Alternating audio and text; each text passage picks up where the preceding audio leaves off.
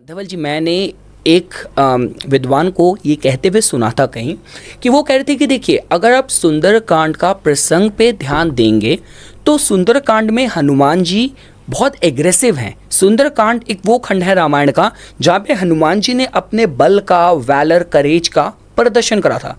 तो एक चीज़ तो ये है सुंदरकांड का, ये मैं गलत हो सकता है, मैं आपको बता रहा हूँ।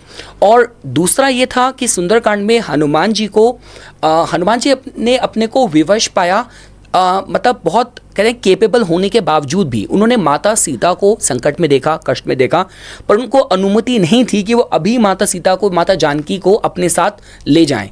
तो हनुमान जी की विवशता थी सुंदरकांड में जो प्रकट होती है, और हनुमान जी का एग्रेशन, उनका जो बल है वो प्रकट होता है।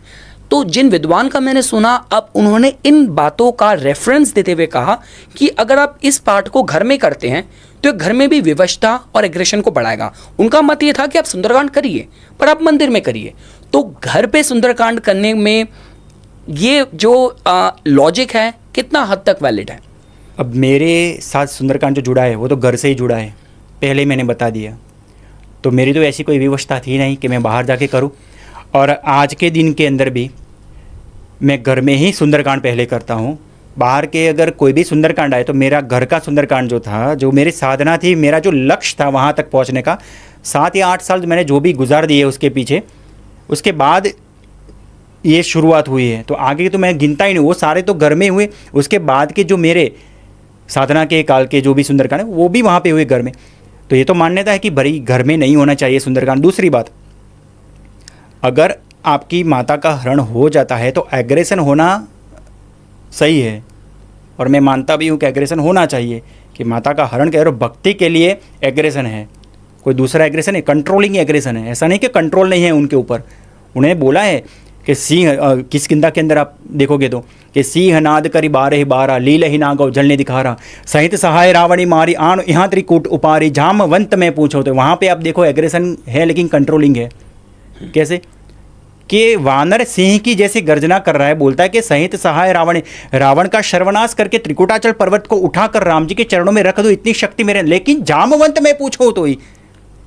जामवंत जी, आप बूढ़े हो, अनुभवी हो, मैं आपको पूछ रहा हूँ, उचित सिखावन, मुझे सिखावन दो, वो भी उचित सिखावन दी जाओ मुझे।